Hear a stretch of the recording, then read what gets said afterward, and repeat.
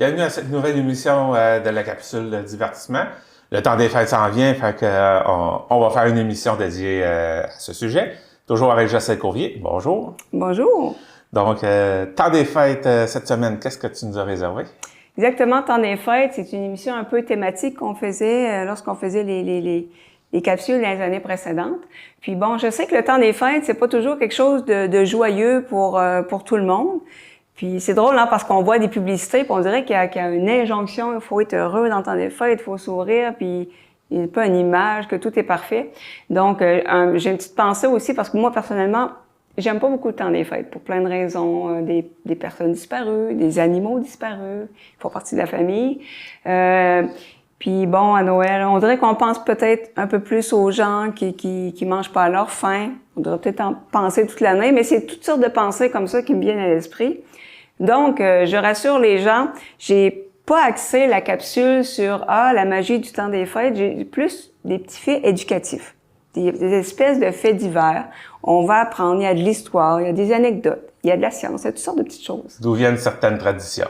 Exactement. Donc, je trouvais ça intéressant quand même, le petit côté éducatif. Alors, on va débuter avec une tradition qui est très connue, c'est-à-dire de laisser un verre de lait, des biscuits, ben là, c'est une espèce de tartelette, et une carotte. Ça, la carotte, j'avoue que j'y avais jamais pensé, mais c'est vrai que le Père Noël a des reines. Faut bien penser aux reines.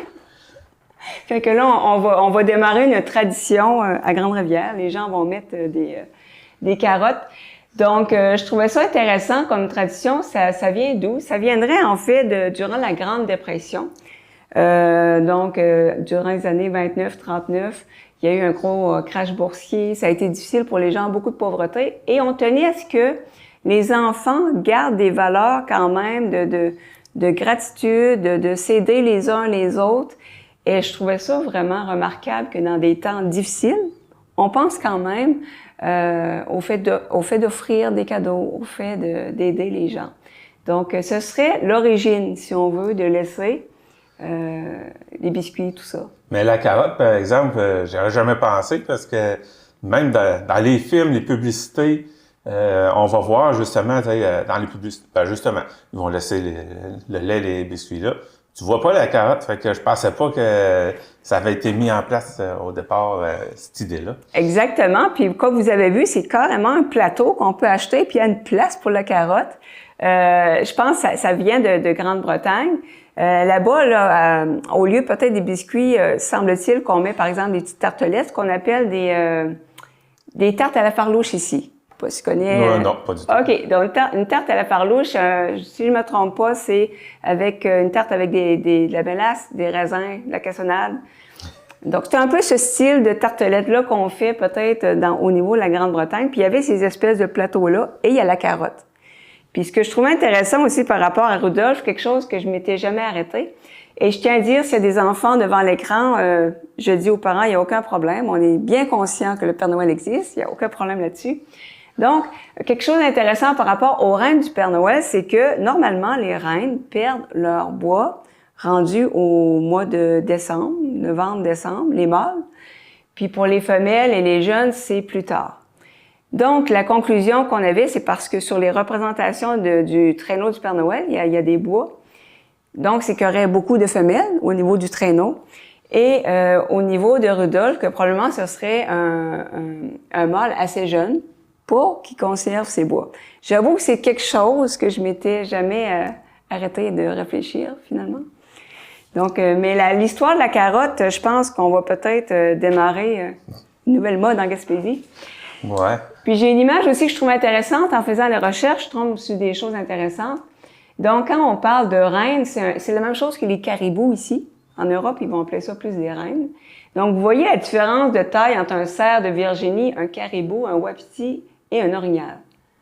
Quand on dit qu'un orignal, c'est gros, c'est assez impressionnant. On voit la proportion. Ouais, juste avoir l'image, je n'imaginais pas que l'orignal, parce que je ne l'ai jamais vu de proche. Moi aussi. Juste sur des photos ou des vidéos, mais je pensais pas que ça pouvait être grand comme ça. Exactement, donc ça m'a vraiment surprise. Donc, autre tradition, les fameuses cartes de Noël. Donc, c'est sûr qu'aujourd'hui, avec Internet, on en voit moins. Là, ce que vous voyez à l'écran, c'est la première carte de Noël, vraiment commerciale, si on veut, qui a été inventée en 1843. Ça a été publié à 1000 exemplaires, puis il en existerait encore une trentaine. Puis pour vous dire, vous voyez que la personne a des gants, puis c'est très précieux. On en a vendu une aux enchères à 28 000 US. Donc, si vous en avez une qui traîne quelque part dans vos tiroirs, là, donc protégez-la.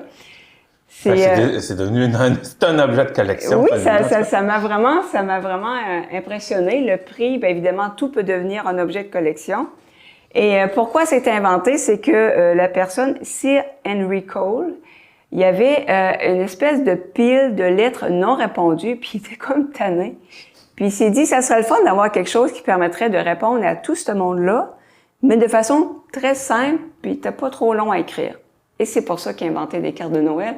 C'était un peu pour se sauver du travail. Donc la raison m'a fait un peu rire. Et vous allez voir sur l'image suivante, ça avait fait scandale à l'époque parce que on peut voir des enfants qui boivent du vin.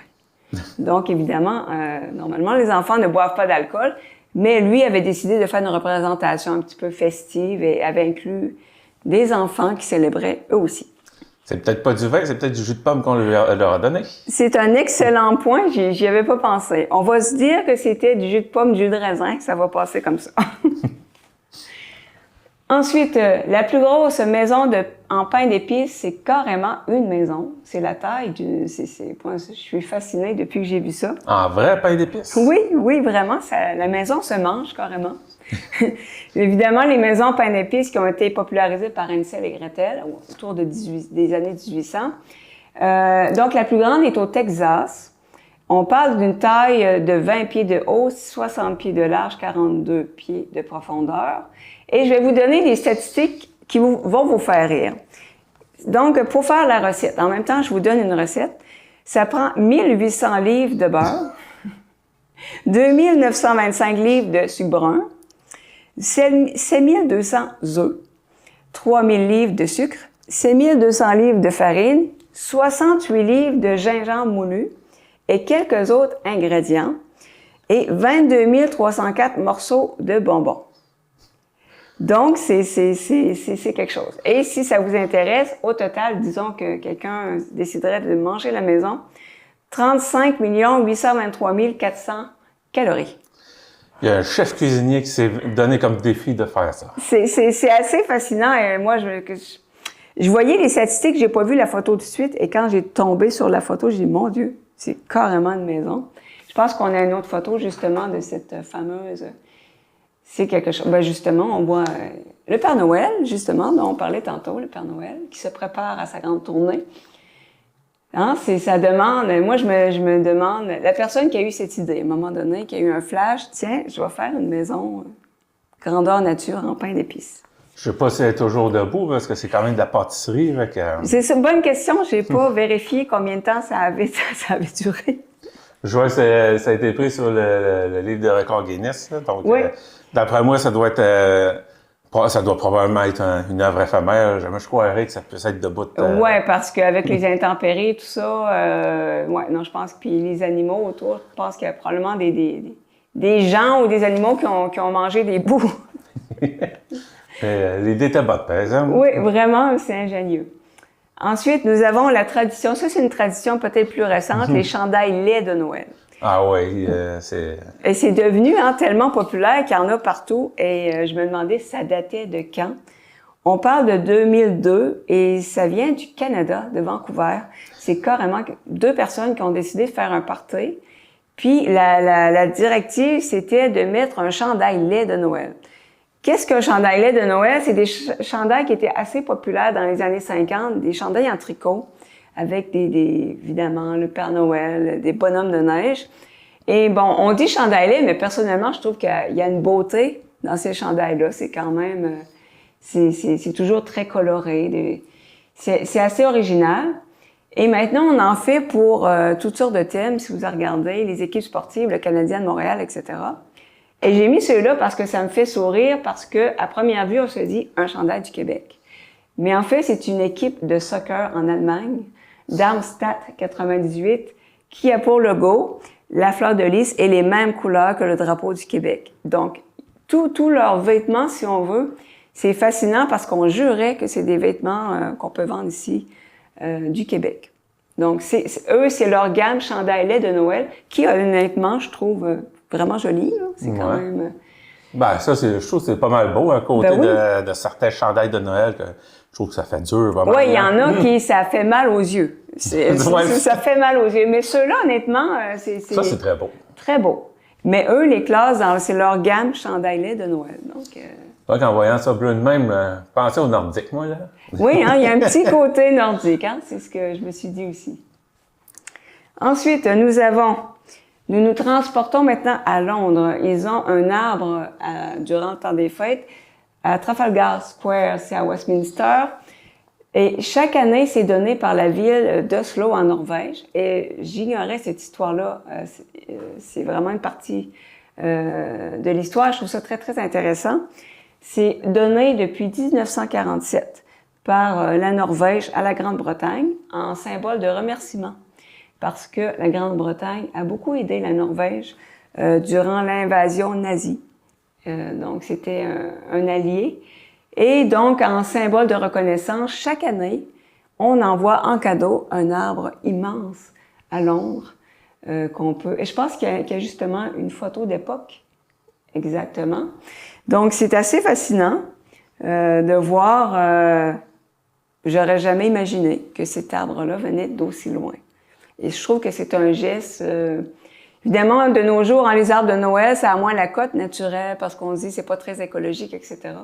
Mais le symbole, le fait de remercier une nation qui a aidé durant la guerre, je trouve ça quand même, c'est un beau geste. Sais-tu d'où c'est qui vient, celui de New York? Non, je l'ignore.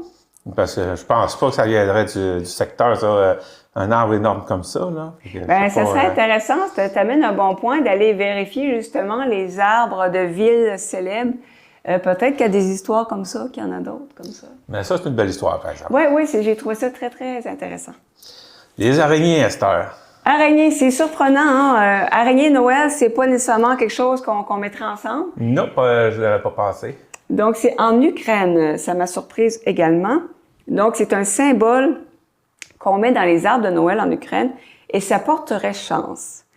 Et il y a même plusieurs légendes, j'ai été voir et il y en avait plusieurs, mais grosso modo, ça tourne autour d'un araignée qui a trouvé refuge dans une maison et qui était tellement contente d'être au chaud et qu'on l'a pas chassée dehors que elle est allée de branche en branche et a tissé une toile. Et finalement, les gens, quand ils se sont réveillés, trouvaient ça magnifique. Et elle a aussi porté chance dans la maison pour le reste de l'année. Donc, en Ukraine, évidemment, comme vous voyez, c'est des araignées, les décorations, c'est vraiment en bijoux, c'est très recherché, hein, c'est magnifique.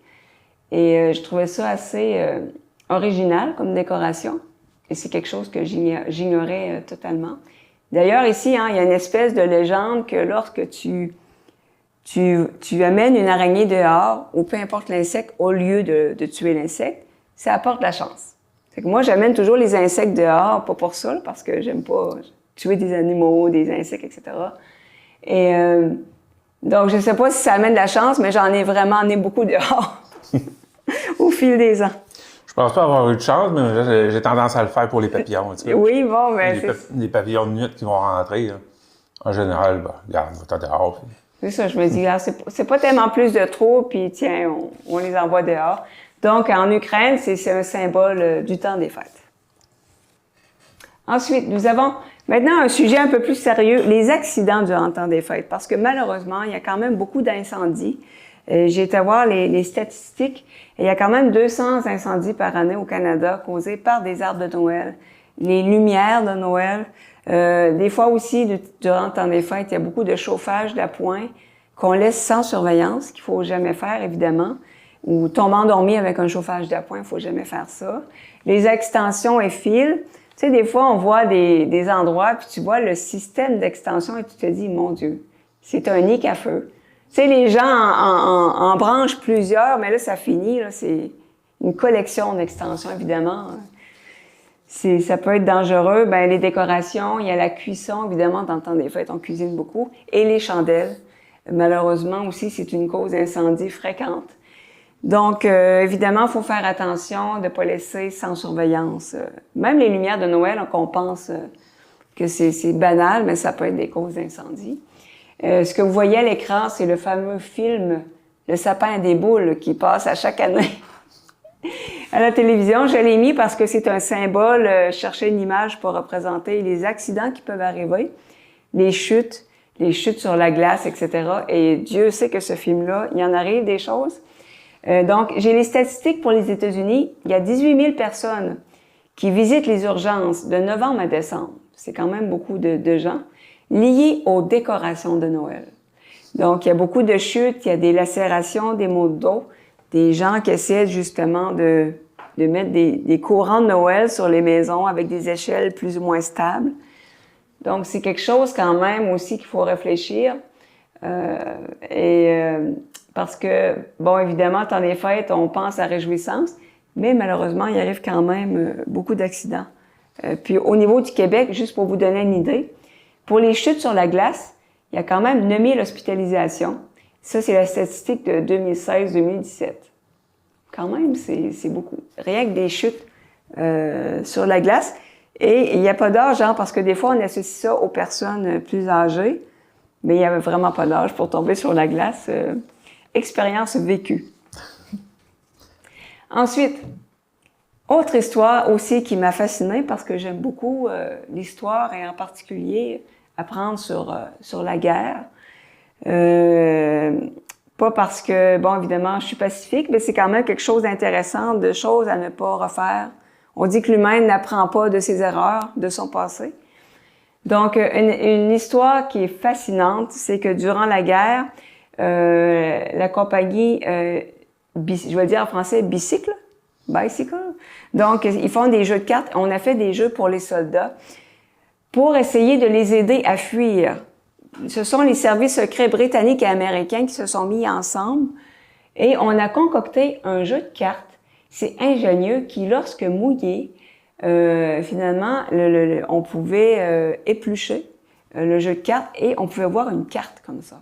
OK. Et ce qu'on a fait, finalement, on s'est fié sur la Convention de Genève. Selon la Convention de Genève, lorsqu'il y a des prisonniers de guerre dans des camps, ils ont le droit de recevoir du courrier et des colis, condition que ce ne soit pas des armes, évidemment. Donc, la Croix-Rouge, on a utilisé ce subterfuge. On a fait des jeux de cartes truqués, avec des cartes pour s'enfuir, qu'on a donné à la Croix-Rouge et ils les ont distribués dans les camps de prisonniers. Donc, évidemment, les camps nazis n'y ont vu que du feu. Pour eux, c'était des jeux de cartes ordinaires. Et finalement, on avait mis des cartes avec non seulement des routes, mais aussi des trucs, des conseils, comment rejoindre des lignes alliées ou des pays pacifiques autour. Et de cette façon, il y a beaucoup de gens, de soldats qui se sont enfuis grâce à des jeux de cartes. On est dans le thème de Noël. Est-ce que c'était offert à Noël pour les soldats? Oui, bien, ça revenait dans les thèmes de Noël pour dire parce que au niveau des camps de soldats, on pouvait leur offrir des cadeaux. Par exemple, durant le temps des fêtes, on leur offrait beaucoup de courriers, des colis, des surprises, etc. par rapport à la Convention de Genève. Et on a inclus cette anecdote-là dans les faits divers de Noël. Et je trouvais ça vraiment fascinant. Je pense qu'il y a une autre image, justement. Tiens, on voit un peu... C'est ça. Dans le fond, on dirait que ça forme une carte... c'est ça? Ça forme exactement. Une carte complète, oui, c'est ça, exactement. C'est que lorsqu'on mettait les cartes ensemble du jeu de cartes, ça formait, il fallait l'assembler. Bien, évidemment, on y allait, comme vous voyez, par ordre chronologique, si on veut, là. Et on obtenait la carte de cette manière. Et je trouve ça tellement génial qu'on ait pensé à faire ça. Alors, c'est quand même... J'imagine qu'après, les camps de concentration se sont mis à être suspicieux des jeux de cartes qui arrivaient par la Croix-Rouge. Il y en a donc bien des jeux de cartes qui arrivent tout d'un coup. Oui, c'est ça. Mais c'est bien de voir que l'être humain trouve toujours des façons pour sauver d'autres êtres humains qui sont dans des situations catastrophiques. Est-ce qu'on sait combien de... est-ce qu'on sait combien de soldats ont pu s'enfuir de cette façon-là? Non, j'ai pas la statistique, mais ça me donne une idée. Ça serait une capsule intéressante de voir parce qu'il y a sûrement eu d'autres subterfuges comme ça, d'autres choses qu'on a mis en place pour aider les soldats ingénieux. Je pense que je vais fouiller le sujet. Ensuite, nous avons le temps des fêtes, les ruptures. Donc, c'est une statistique qui peut peut-être surprendre, mais les 2 semaines avant Noël, c'est une des périodes de l'année où il y a le plus de séparation. Alors, c'est quand même... vous allez voir d'ailleurs un graphique qui parle beaucoup. Donc, c'est une étude... désolée, c'est en anglais, mais bon, je vais le traduire rapidement. Donc, vous voyez les pics de rupture. Bon, il y a le jour de la Saint-Valentin. C'est un peu contre-intuitif de se dire que Saint-Valentin, peut-être qu'il y a des gens qui n'ont pas eu de cadeau puis ça n'a pas fait leur affaire. Tu nous as oublié. Ouais, si vous oubliez, c'est ça. Le Spring Break, c'est peut-être moins connu ici, mais c'est une période de vacances où il y a beaucoup un peu un Woodstock, on va le dire de même. Le jour le poisson d'avril, ça m'a surprise. J'ai pas la raison. Pour moi, il y a des mauvaises blagues de poisson d'avril. Je pense qu'il y a des blagues qui ont été trop loin, peut-être. Il y a les lundis. Semble-t-il que les lundis, vraiment, c'est vraiment pas une bonne journée, là. Il y a plus de chances de séparation. Les vacances d'été, peut-être les gens ont plus envie de sortir, de boire du nouveau. Et vous voyez, le jour de Noël est à la fin. Et vous voyez le gros pic en dernier, c'est les 2 semaines avant Noël. Et moi, ça m'a intriguée et je me demandais pourquoi. Parce que, évidemment, la première chose qui m'est venue en tête, j'avais un peu le sourire en me disant, il y a peut-être des gens que ça leur tentait pas d'acheter un cadeau. Ils se sont dit, m'a réglé ça avant Noël. Mais non, c'est pas exactement c'est une des raisons, mais pas la principale. Premièrement, il y a le stress. Parce que, bon, on est tous stressés à Noël. Il y a les cadeaux, on reçoit ou on s'en va en voyage. Il y a beaucoup d'ouvrages à faire. Pour les gens qui ont des enfants, bon, les enfants sont euphoriques. Des fois, à la maison, c'est peut-être pas nécessairement facile. Puis on se retrouve en vacances tout le monde en même temps. Comme aussi à la retraite, il y a beaucoup de séparation. Aussi, bon, exactement comme je disais, il y a les activités familiales, c'est très demandant. Il y a un besoin de renouveau parce que au jour de l'an, on fait des résolutions. Puis une résolution qui sort beaucoup, c'est de se faire du bien, de repartir à neuf, de se choisir. Et si on est malheureux en couple, évidemment, ça peut nous amener à se dire, OK, je pense que j'ai besoin de changement, je suis pas heureux, je suis pas heureux. Comme autre raison, dans les publicités de Noël, c'est des couples parfaits et des familles parfaites. Et il y a des gens qui se disent, ouais, c'est peut-être pas ça que je vis et c'est ce que j'aimerais vivre. Donc, les pubs, semble-t-il, amèneraient à réfléchir. Il y a les cadeaux. C'est pas des blagues, mais il y a des gens qui ont peut-être pas envie d'acheter des cadeaux. Pas nécessairement dans le sens de dépenser de l'argent pour l'autre, mais c'est que si tu achètes un cadeau, c'est quand même un investissement émotif. Tu sais, il faut que tu penses à l'autre. Qu'est-ce qu'il aimerait? Puis si tu es sur le bord de la rupture, peut-être ça te tente moins de magasiner. Il y a les conflits qui sont plus faciles, les parties de bureau, qui sont une source de malentendus dans les couples. Et autre raison, c'est que, bon, les cadeaux, c'est OK, c'est intéressant, mais souvent, on va dire, donner du temps à l'autre, c'est pas mal plus important qu'acheter quelque chose. Puis là, si on se rend compte que notre conjoint ou conjointe va nous acheter un cadeau, mais ne passe aucun temps avec nous, peut-être ça va nous amener à nous dire, OK, je pense que la rupture serait la meilleure chose. Donc, ça serait pour ces raisons-là qu'il y a plus de ruptures avant Noël. Okay. C'est quand même... ça m'a intriguée. Les intoxications, master. Intoxication. Donc, évidemment, temps des fêtes, bon, les gastro, les intoxications. Ce que vous voyez à l'écran, c'est le fameux E. coli.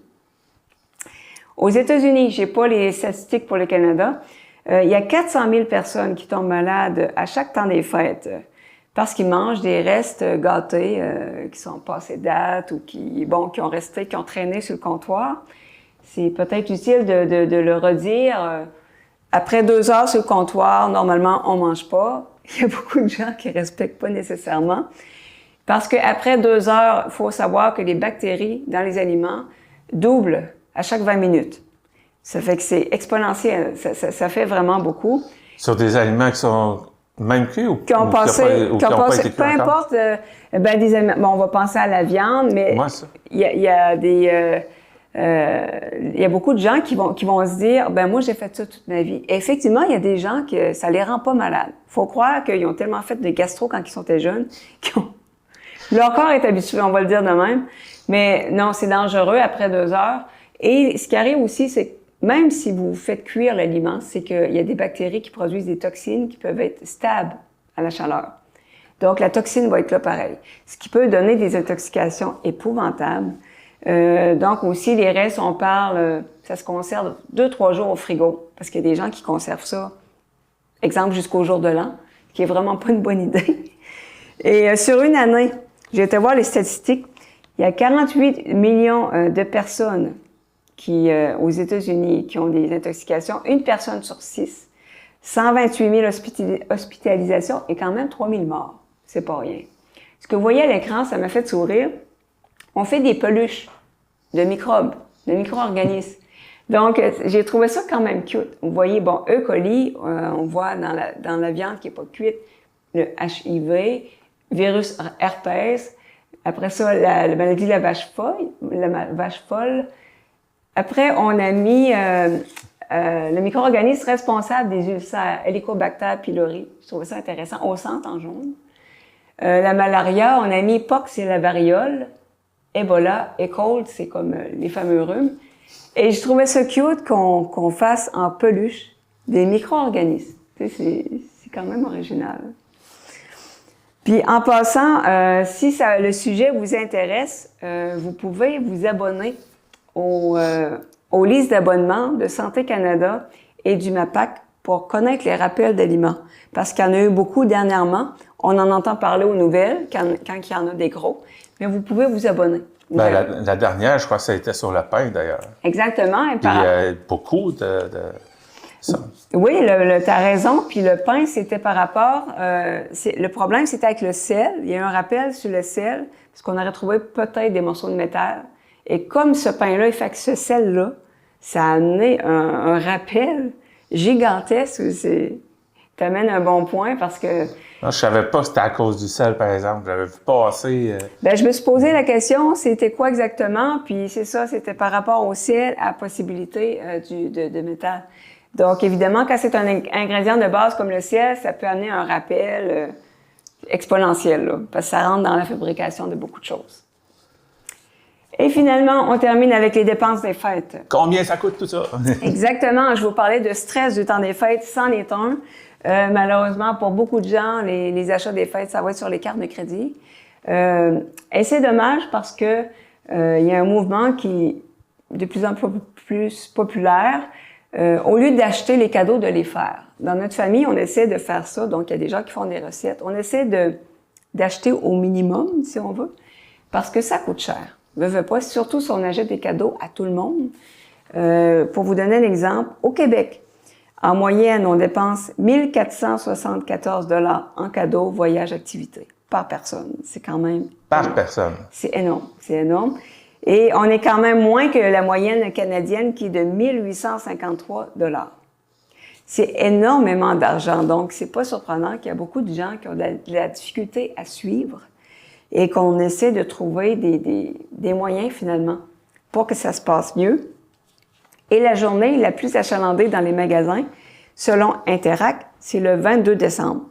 Et ça me fait toujours sourire que les gens magasinent à l'avant-veille de Noël, 2-3 jours avant Noël, parce que j'ai été une fois, moi, un petit peu avant Noël, jamais d'autre. C'est plein. Boxing Day, même chose. Faut être courageux pour acheter ces cadeaux le 22-23 décembre. Là. C'est quelque chose c'est assez intense dans les magasins. Donc, c'était un peu le message aussi que je voulais transmettre. Hein.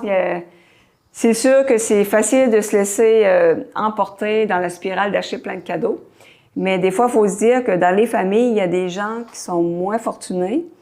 Et c'est délicat quand tu reçois un gros cadeau d'en acheter un petit. Ça devrait se faire, mais on dirait qu'on est mal à l'aise. Donc, en tout cas, moi, mon message, c'est que c'est l'intention qui compte.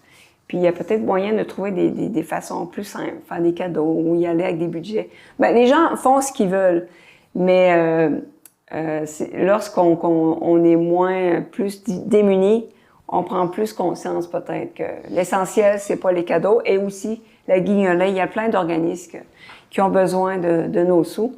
Donc, c'est intéressant d'y réfléchir. Les gens font comme ils veulent, mais je pense que c'est intéressant d'y réfléchir. Oui, puis pour les cadeaux, ben, ça, il y a toujours la possibilité, admettons, un échange dans la famille. On se dit, bon, ben regarde, cadeau, on ne dépasse pas 20 ou quoi qu'à cette heure, à 20 il n'y a plus grand-chose. Ben, c'est intéressant. C'est vrai, tu amènes une bonne idée, un échange de cadeaux, parce que lorsqu'on est une grande famille, moi, on est une dizaine chez nous. Une dizaine de cadeaux, ça fait beaucoup. Donc, on a trouvé des façons plus simples. Soit qu'on fait des trucs à manger ou qu'on achète des petits trucs à manger, on y va plus simple. Parce que sinon, ça monte vite. Tu sais, ça paraît pas. Mais évidemment, il y a des gens, ils vont seulement acheter des cadeaux aux enfants ou à leurs conjoints ou à leurs parents. Ben, les gens font comme ils veulent, mais des fois, aller sur Internet, il y a des trucs, il y a des conseils pour avoir un Noël peut-être plus facile pour le portefeuille. Des fois, là, c'est des petits trucs qu'on pense moins, là. Eh bien, c'est ce qui complète cette émission du temps des fêtes. Eh bien, je passe de joyeuses fêtes, puis on se revoit l'an prochain. Exactement. Joyeuses fêtes à la maison et c'est un plaisir. On va revenir en janvier.